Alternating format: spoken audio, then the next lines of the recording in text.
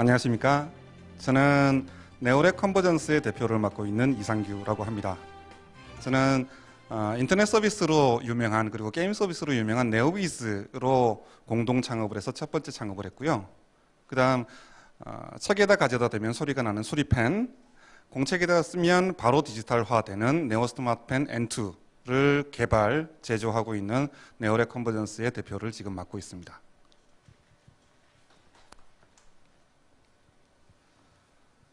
제목은 거창하게 썼습니다만, 그쵸?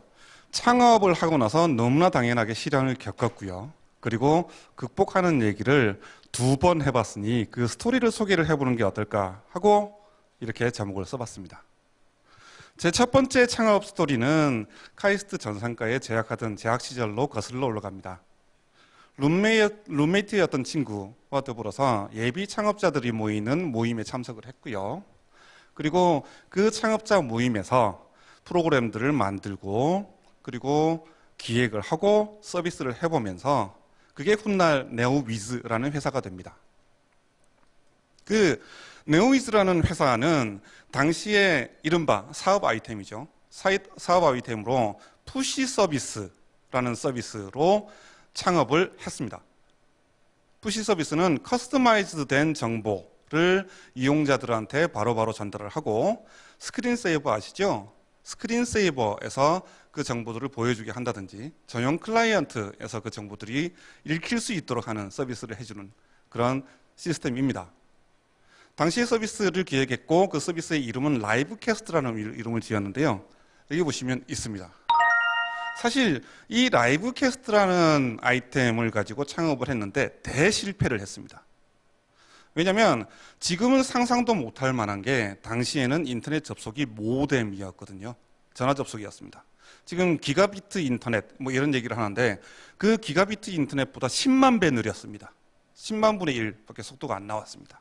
그래서 기사를 다운로드하고 텍스트를 다운로드를 받고 그림을 다운로드를 받는데 무한정 기다려야 됐고, 더군다나 종량제 전화 접속이라 분당 20원씩인가요?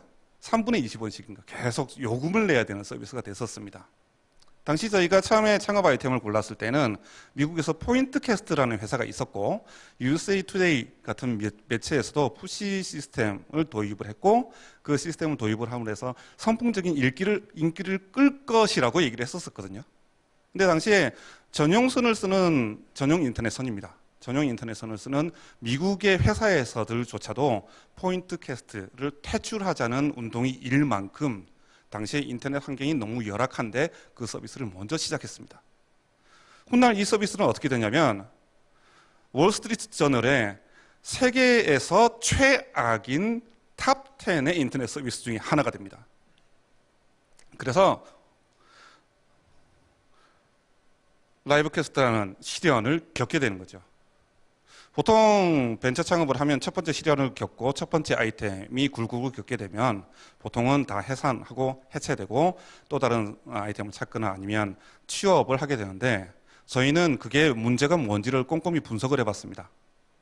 인터넷에서 접속을 해서 정보인 하이퍼링크를 누르거나 뉴스를 다운로드 받기 전에 접속하는 것 자체가 문제였다고 생각을 하게 될 것입니다.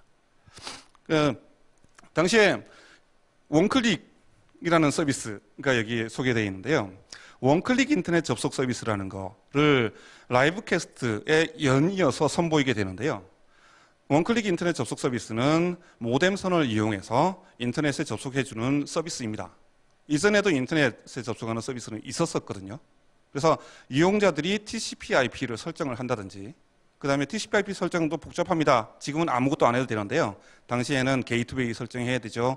DNS 설정해야 되죠. 설정을 다 해놓고 나면 바로 접속이 되냐 하면 그게 아니라 메뉴를 1번 누르고 엔터 누르고 2번 누르고 엔터 누르고 3번 누르고 엔터 눌러야 접속이 됩니다. 그걸 한 번에 자동으로 접속시켜줄 수 있는 원클릭 자동 접속 프로그램이라는 것까지 만들어서 시장에 내놨더니 저희가 바라는 대로 인터넷에 접속을 하기를 시작을 했고 사람들이 메일을 쓰게 됐었습니다. 그래서 네오위즈는 원클릭 인터넷 접속을 통해서 사업의 기반을 만들었고요.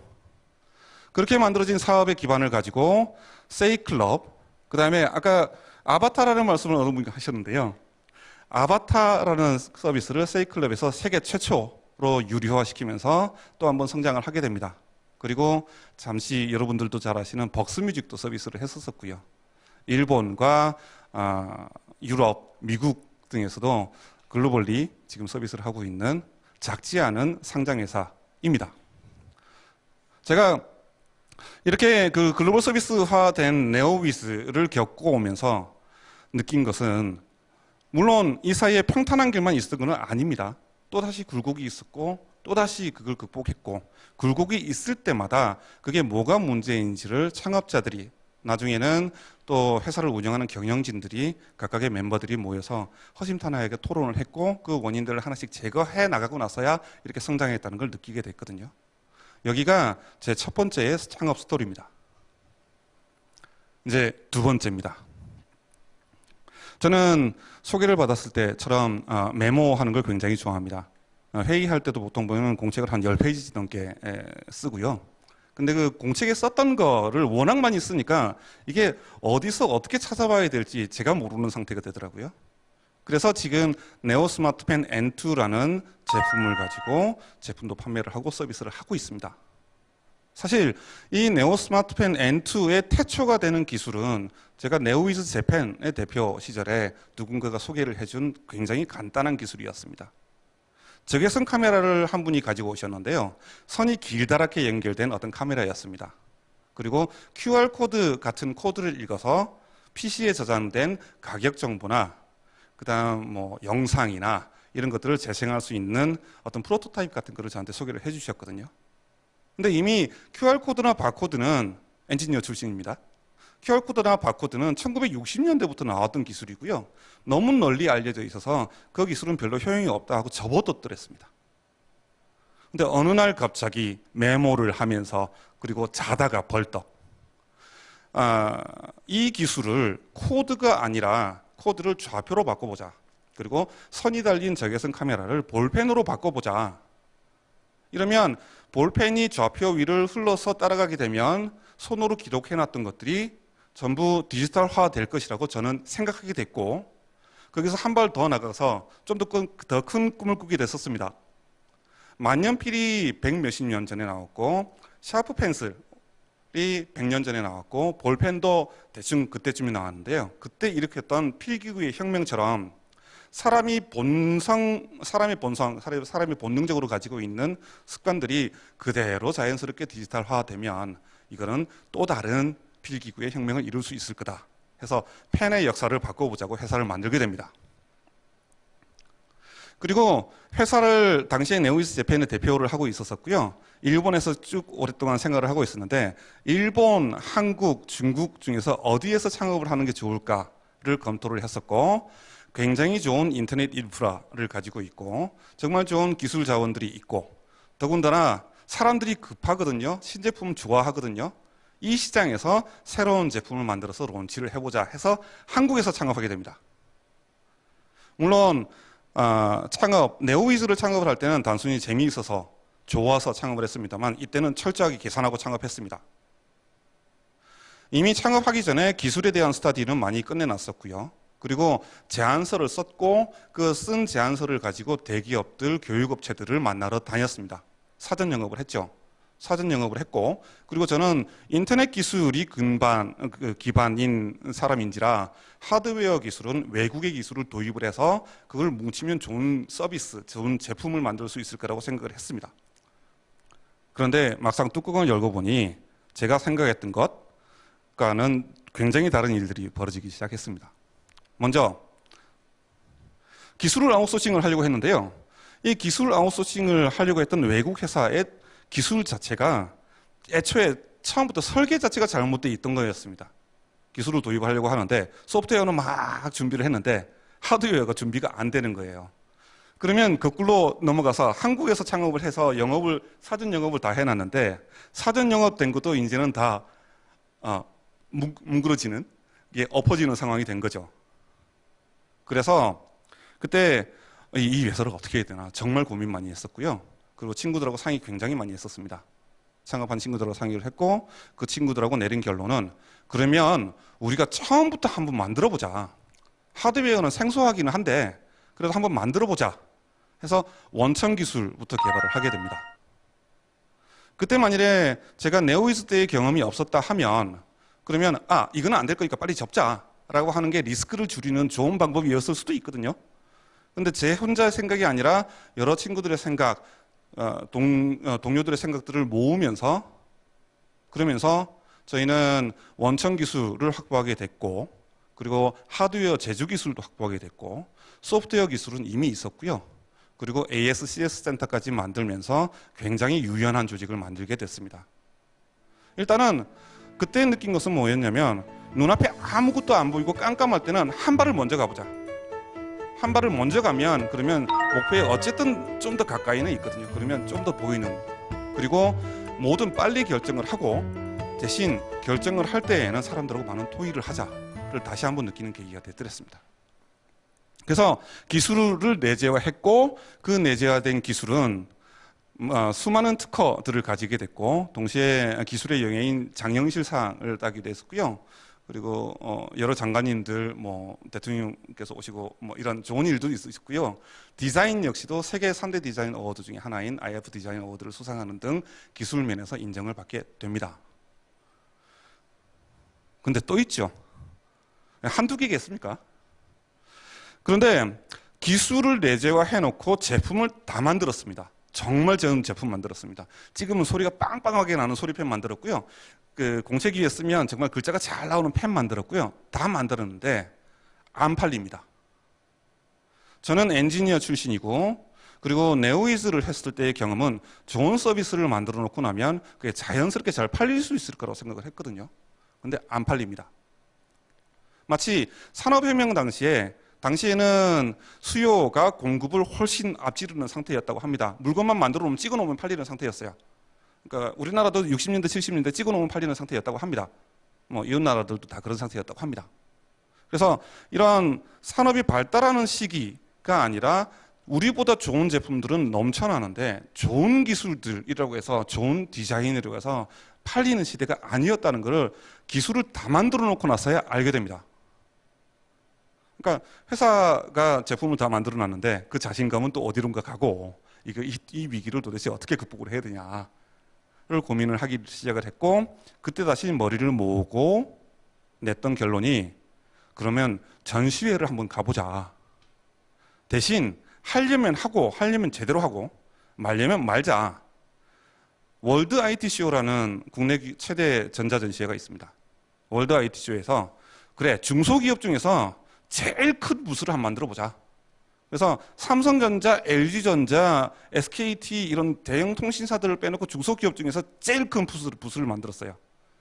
그게 회사의 신뢰감을 높이는 길이라고 생각을 했고 그게 다시 투자를 하고 모든 조직원들이 동의를 하게 됩니다. 홍보팀부터 시작을 해서 사업기획, 개발, 심지어 CSA에서 생산까지 그 전시회에 혼신의 힘을 다해서 우리의 제품을 알리는 데 노력을 했고요. 계약을 따게 되고 계약이 한두 개 이렇게 만들어지면서 사람들에게 더 많은 신뢰를 얻게 됐습니다. 보통 이렇게 생소한 분야의 제품을 만들면 이게 위험 부담이 있기 때문에 대기업들이나 이런 데서는 저희 제품을 채용을 안 하거든요. 이런 생소한 제품들은 채용을 잘 안 합니다. 잘 아시다시피. 그럴 때는 선행 투자가 있어야 되고 굉장히 right place에 정말 적절한 장소에 그리고 하려면 제대로 해서 신뢰를 처음 쌓고 나면 그게 마치 마중물처럼 돼서 그 신뢰가 바탕이 돼서 이 생소한 제품들도 시장에 들어갈 수 있게 됐었습니다. 그 성장을 하는 과정 중에서 조직의 불협화음도 늘 반복되지요.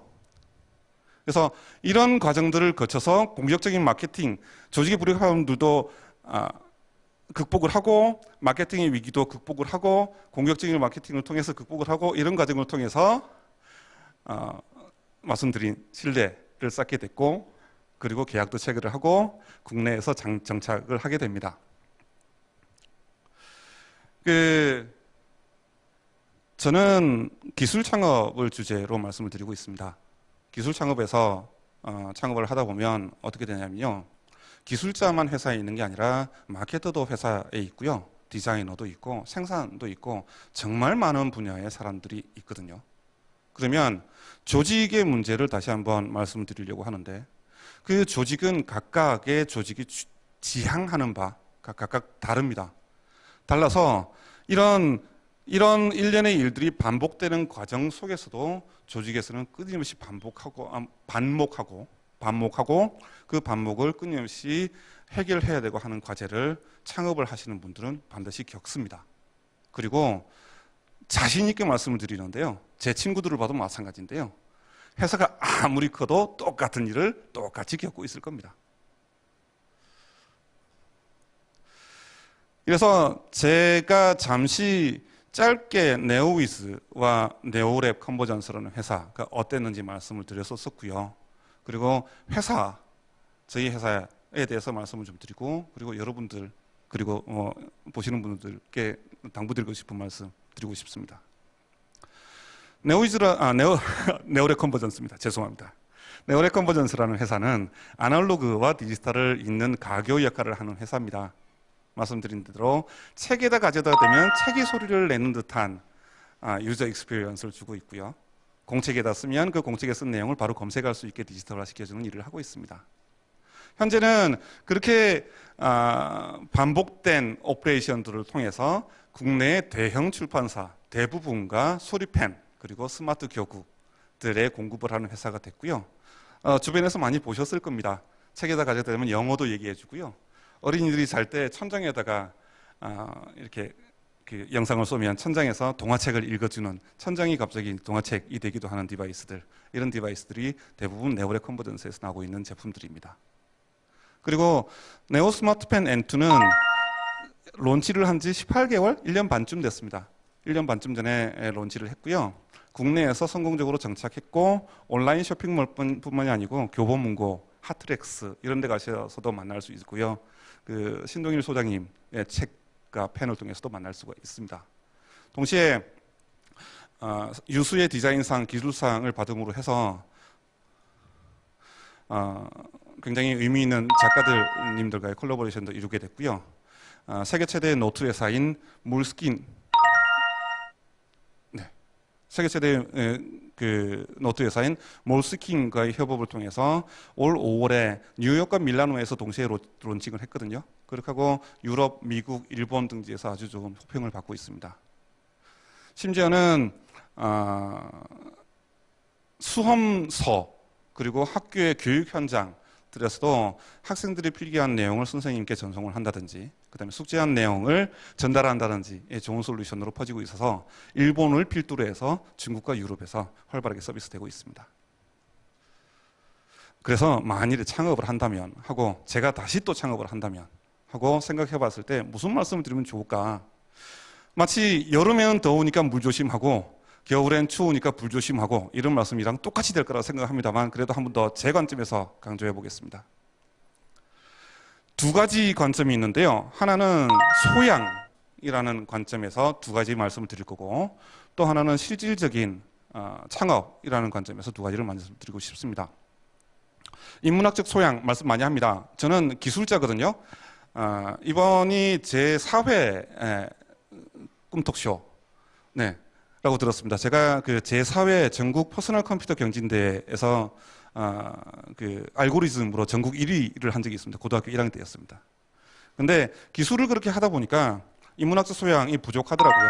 그래서 책 굉장히 많이 읽었습니다. 책 굉장히 많이 읽었고요. 거꾸로 인문학도들한테는 기술을 알고 창업을 했으면 좋겠다라는 말씀 드리고 싶습니다. 그러니까 적어도 식당을 창업을 하려고 하면, 그러면 요리사는 못 될지언정 요리 정도는 할 수 있어야 창업을 할 수 있을 것 아닙니까? 계산을 아무리 잘해도 업의 본질인 뭔가를 하지 못하면 못하는 것 같아요. 그리고 업의 본질인 기술을 아무리 잘 알아도 계산을 못하면 그러면 회사가 안 되는 것 같습니다. 두 번째 소양입니다. 본질입니다. 본질을 꿰뚫어 볼 수 있는 생각의 축을 가졌으면 좋겠습니다. 기업에서도 비전이나 미션을 되게 중요하게 생각을 하거든요. 면접을 볼 때 저희는 항상 그 피면접자들한테 질문 시간을 오히려 거꾸로 한 30분 정도 더 주는 것 같아요. 30분 정도 질문 있으면 질문을 하라. 질문을 해오는 걸 보면 거꾸로 저희가 피면접자를 볼 수도 있고, 그다음 질문을 통해서 그 사람이 어떤 생각을 하는지, 그리고 저희가 어떤 생각을 하는지 다시 나눌 수가 있고 이렇습니다. 여기서 제일 많이 나오는 질문 중에 하나가 비전이 뭔가요? 라는 질문이 굉장히 많은 것 같아요. 신입사원들을 면접을 볼 때도 비전이 뭔가요?를 묻습니다. 왜냐하면 알거든요. 그 비전이나 미션이라는 게 기업에서 어떤 경영 판단을 할 때 근간이 된다는 생각이라는 걸 알거든요. 그런 것처럼 경영자, 창업하는 사람들도 생각의 축이 굉장히 중요합니다. 개인적인 축이.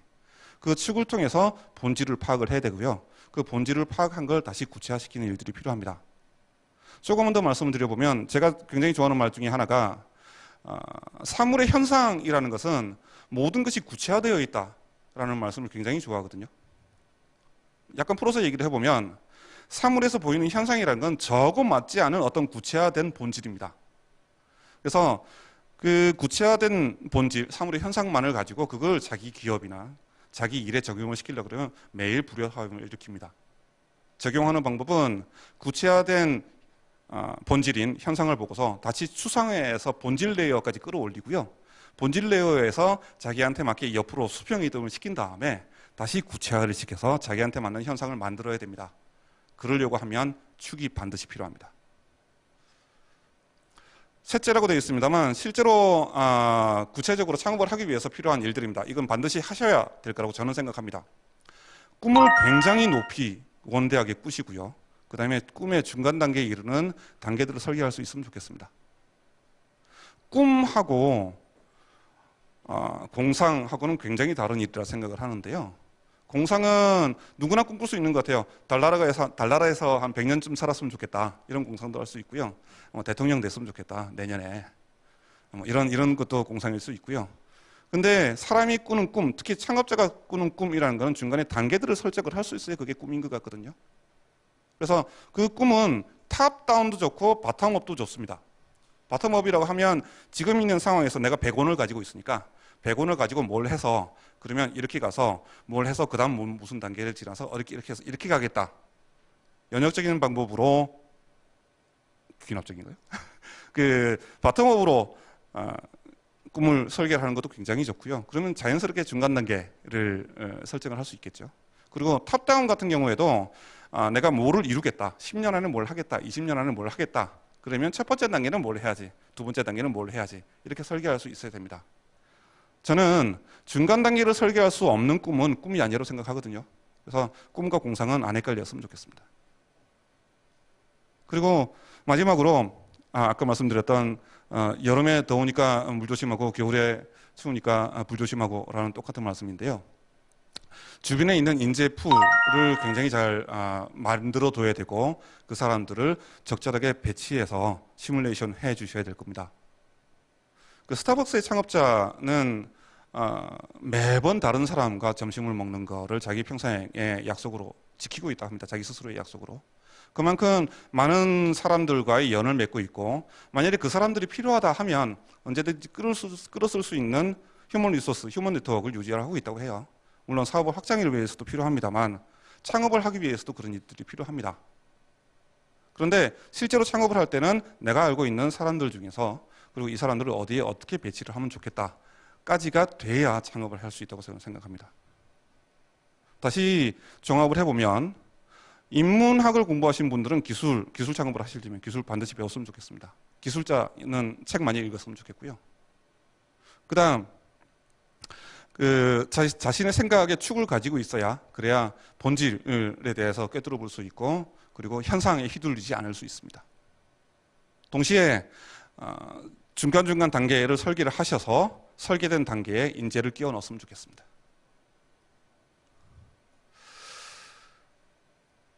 저도 창업을 2번을 했고 지금도 이제 대표를 하고 있고요. 첫 번째 창업은 올해로 딱 20년째 됩니다. 1997년에 창업을 했거든요. 그런데 창업을 하는 분들이 창업을 하면 그러면 진짜 돈 많이 벌겠지 라고 생각하시기보다 창업을 하시면 굉장히 고독할 겁니다. 외로울 겁니다. 처음에 창업을 했을 때는 저는 친구들이 많이 있었는데요. 제 창업한 친구들, 저는 대표가 아니었습니다. 네오위즈는 제가 대표가 아니었거든요. 저는 처음 창업을 했을 때 제가 어려운 일이 닥치면 그러면 친구이긴 하나 대표님한테, 리더한테 가서 상의할 수 있었습니다. 그리고 네오이즈 재팬의 대표를 맡고 있을 때도 제가 비록 한 기업, 한 회사의 대표이긴 했습니다만 동료들이 있었고요. 친구들하고 상의할 수 있었거든요. 그런데 실제로 자기가 창업을 하고 나면 남들한테 말 못할 고민들이 굉장히 많이 생깁니다. 어디 가면 경쟁사에 퍼질까 싶어서도 얘기를 못하고요. 그리고 이런 얘기하면 쫀쫀해질까 봐 얘기도 못하고요. 더군다나 회사 내에 있는 멤버한테는 얘기 못하고 친구한테 얘기 못하고 그 다음에 선배한테 얘기 못하는 이런 상황들이 계속 생길 거거든요. 그럴 때마다 고독할 겁니다. 그래서 보통 창업을 한다고 저한테 어떻게 했으면 좋겠습니까? 라고 물어보는 후배가 있으면 일단 하지 마 부터 얘기합니다. 일단 하지 말고 이 단계들을 좀 거쳐서 생각을 해보고 이게 전부 다 오가 나오면 해라 라고 얘기합니다. 그래서 창업을 해서 돈 많이 버는 것보다요, 창업을 해서 고독한 시간이 더 많을 겁니다.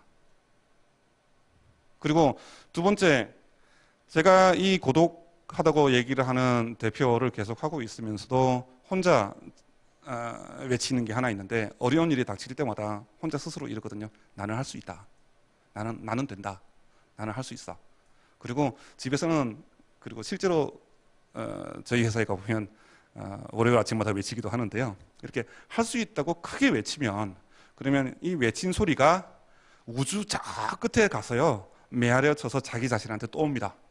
그러면 이걸 공명하게 되고 실제로 할 수 있게 됩니다.